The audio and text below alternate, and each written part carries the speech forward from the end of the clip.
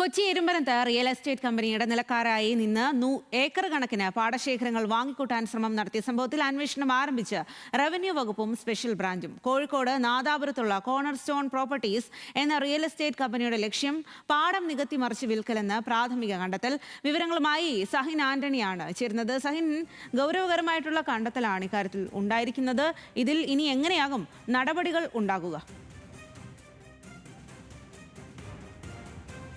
സ്വാതി, കൊച്ചി ഇരുമ്പനത്താണ് 60 ഏക്കറോളം പാടശേഖരം വാങ്ങിക്കൂട്ടി അത് നികത്തി മറ്റൊരു സ്ഥലത്തേക്ക് മറ്റൊരു കേന്ദ്ര സർക്കാരിന് വിൽപ്പന നടത്താനുള്ള ഒരു നീക്കം നടത്തിയിരുന്നത്. എന്തായാലും അതിൽ അന്വേഷണം ആരംഭിച്ചിട്ടുണ്ട്. റവന്യൂ വിഭാഗവും ഒപ്പം തന്നെ സ്പെഷ്യൽ ബ്രാഞ്ചുമാണ് ഇതിൽ പ്രാഥമികമായ അന്വേഷണം ആരംഭിച്ചിരിക്കുന്നത്.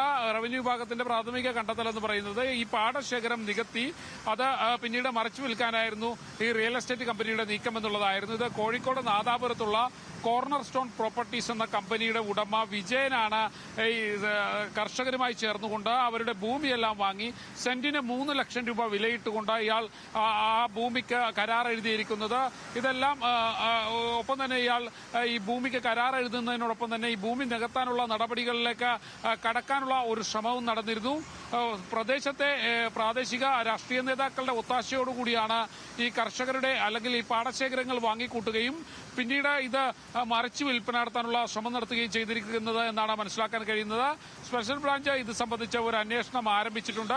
ഈ കർഷകരിൽ നിന്നും 3 ലക്ഷം രൂപ വിലയിട്ട് വാങ്ങുന്ന ഭൂമി വിൽപ്പന നടത്തുമ്പോൾ അതിന്റെ 25% കോർണർ സ്റ്റോൺ പ്രോപ്പർട്ടീസിന് നൽകണമെന്നുള്ളതായിരുന്നു ഇവരുടെ കരാറിലുണ്ടായിരുന്നത്. എന്തായാലും ഇത് വലിയ ഒരു കൊള്ളയാണെന്ന് മനസ്സിലാക്കാൻ കഴിഞ്ഞിട്ടുണ്ട്. ആ രീതിയിൽ തന്നെയാണ് റവന്യൂ വിഭാഗം അവരുടെ അന്വേഷണം ആരംഭിച്ചിരിക്കുന്നതും പാടശേഖരം നികത്താനുള്ള ഒരു നീക്കം ഇതിന്റെ പിന്നിലുണ്ടെന്ന് മനസ്സിലാക്കുകയും ചെയ്തിട്ടുണ്ട്. സ്വാതി.